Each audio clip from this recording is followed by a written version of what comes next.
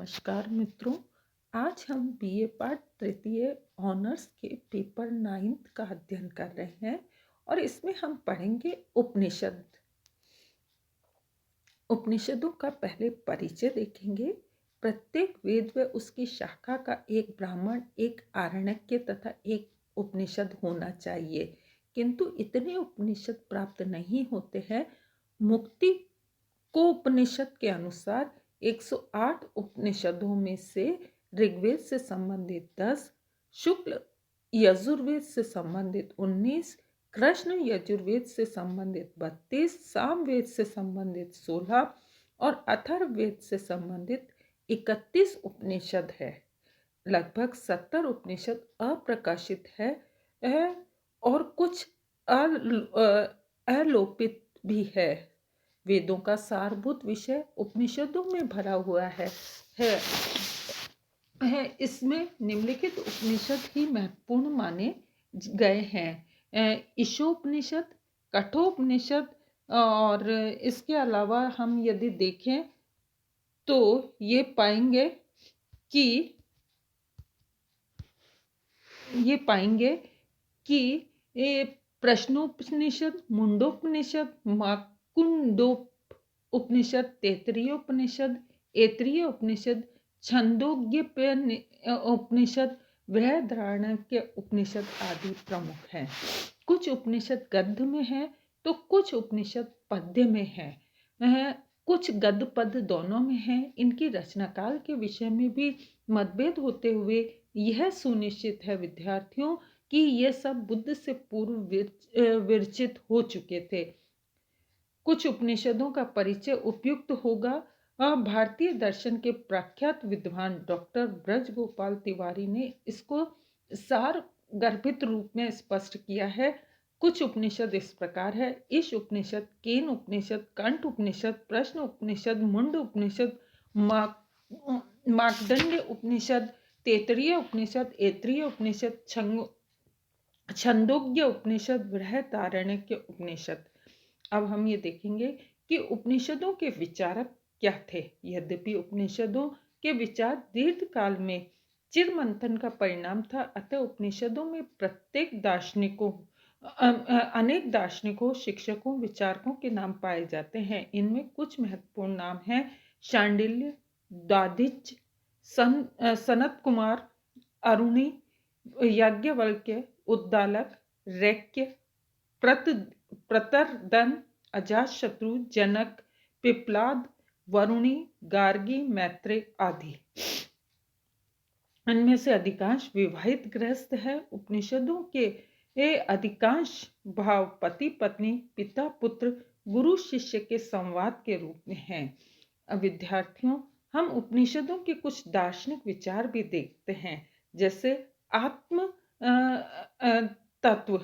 उपनिषदों में आत्मा के विषय में कुछ मंथन किया गया है। आखिर इस जन्म के पूर्व में आत्मा की सत्ता थी या नहीं थी, मृत्यु के बाद आत्मा का क्या होता है। कई रोचक और शिक्षाप्रद उपाख्यानों के बाद आत्मा को अमर माना गया है तथा इंद्रियों व मन में भी भिन्न सत्ता के रूप में स्वीकारा है। शंकराचार्य ने एक प्राचीन श्लोक को उद्धृत कर आत्मा को जगत के सभी पदार्थों से व्याप्त रहने वाला, समस्त वस्तुओं को अपने स्वरूप में ग्रहण करने वाला, स्थिति काल में विषयों का अनुभव करने वाला तथा निरंतर रहने वाला माना है। विद्वान उपनिषदों को चैतन्य स्वरूप मानते हैं और ब्रह्म तत्व भी इसमें अवस्थित है, ऐसा भी माना जाता है। जगत ब्रह्म में ही है, इस बात की भी पुष्टि उपनिषदों से होती है। परमात्मा से क्रमशः आकाश, वायु, अग्नि, जल, पृथ्वी तथा प्राणी में जगत बना हुआ है। जैसे मकड़ा अपने शरीर से जाल बुनता है, वैसे ही ब्रह्मा सृष्टि का निर्माण करते हैं। उपनिषदों का विद्यार्थियों कोई व्यवहारिक पक्ष भी है, यह देखना भी हमें आवश्यक है। भारतीय दार्शनिक तत्व व्यवहारिक अधिक है तथा उनमें मानव को प्रभावित करने की क्षमता भी अभूतपूर्व है। उपनिषदों की आचार्य मीमांसा तो और भी अधिक रोचक है। सद्गुणों के होने पर भी मानव उन्नति की ओर अग्रसर हो जाता है या अन्यथा नहीं होता है। उपनिषदों का लक्ष्य उपनिषदों के सिद्धांतों में आत्मा की अपेक्षानुभूति को प्रमुख माना है। स्वयं से साक्षात्कार अनुभव बिना समूचा ज्ञान व्यर्थ है। विषयों का सुख तुच्छ है और आत्मा की उपलब्धि का सुख बड़ा एवं महत्वपूर्ण माना जाता है। यह सर्वत्र विद्यमान है। आत्मा आनंद रूप है। उसकी उपलब्धि पर मनुष्य को स्वराज की प्राप्ति होती है। उपनिषदों का उपनिषद तर्क प्रधान ग्रंथ है। उसमें तर्क द्वारा वस्तु की यथार्थता का विवेचन किया है। तर्क ही प्रमाण है और यही ज्ञान की उत्पत्ति का स्रोत भी है। उपनिषदों में ज्ञान अर्थात विद्या से परा और अपरा भाव दिखाए गए हैं। अपरा विद्या कर्म प्रधान विद्या है जिसकी फलोपलब्धि कालांतर में होती है। परा विद्या अर्थात श्रेष्ठ विद्या ही पर विद्या ब्रह्म विद्या है। इसके प्रतिपादक ग्रंथ उपनिषद है। उपनिषदों में विद्या अविद्या आत्मा परमात्मा और ब्रह्म माया के परस्पर विरोधी तत्वों को प्रस्तुत करके तर्क द्वारा अनंत एक के स्थापित किया गया है। उपनिषदों की तर्क प्रधान संस्कृति में ऐक्य और समन्वय का महत्वपूर्ण स्थान है। उपनिषदों की तार्किक संस्कृति ने अनेकता में एकता स्थापित करके जीवन की विभिन्न धाराओं को एक महावर्ण में विलयित करने का महानतम प्रयत्न किया है। उपनिषदों ने दर्शन के तत्व चिंतन को जन्म दिया है। दर्शन वस्तुतः उपनिषदों की तत्व विद्या के व्याख्यान है। उपनिषदों में सूत्र रूप में कहे गए आत्मा तथा परमात्मा संबंधी सूक्ष्म विचारों को दर्शनों में अधिक विस्तार और गांधीर्य के साथ प्रतिपादित किया है। संसार की प्रत्येक वस्तु का एक निश्चित प्रयोजन है। इसी निश्चित प्रयोजन की खोज करते करते तो विशेष ज्ञान प्राप्त होता है। उसे वस्तु का यथार्थ ज्ञान कहा जाता है। ये विशेष ज्ञान प्राप्ति ही विभक्त तथा क्रमवत रूप में संजोई जाकर शास्त्र के रूप में प्रकट होती है। दर्शनों के विचार प्रधान तात्विक संस्कृति अनेकता में एकता स्थापित कर समस्त मानवता को एक मंच पर बैठाने का आदर्श प्रस्तुत करती है। विश्व की प्रत्येक जाति का दर्शन उसके समग्र जीवन में प्रतिलंबित होता है। महाकवि कालिदास ने रघुवंश में इसी एकता को दृष्टिगत करते हुए लिखा है, भगवती भागीरथी के विभिन्न प्रभावों का परम लक्ष्य एक ही समुद्र है।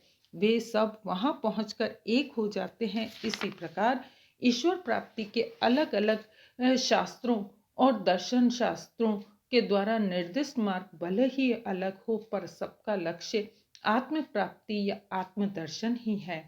विद्यार्थियों, अब हमें ये देखना भी आवश्यक होगा कि उपनिषदों का विश्व साहित्य में क्या महत्व है।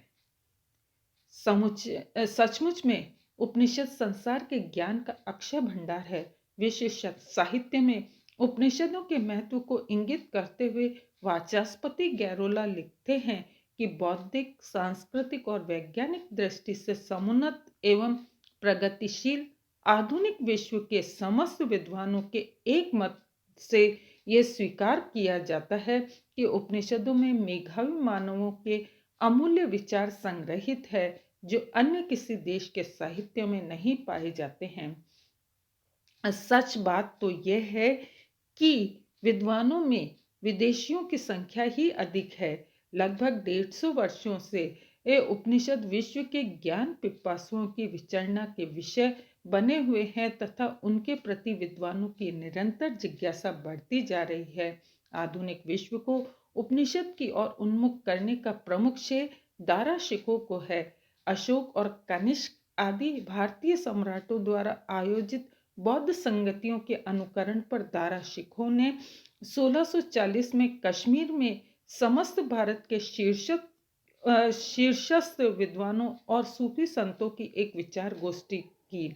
इस विचार गोष्ठी में उपनिषद विद्या के विभिन्न पक्षों पर विस्तार से विचार विमर्श हुआ। शहजादा ने उस विचार विमर्श में स्वयं भी सक्रिय भाग लिया।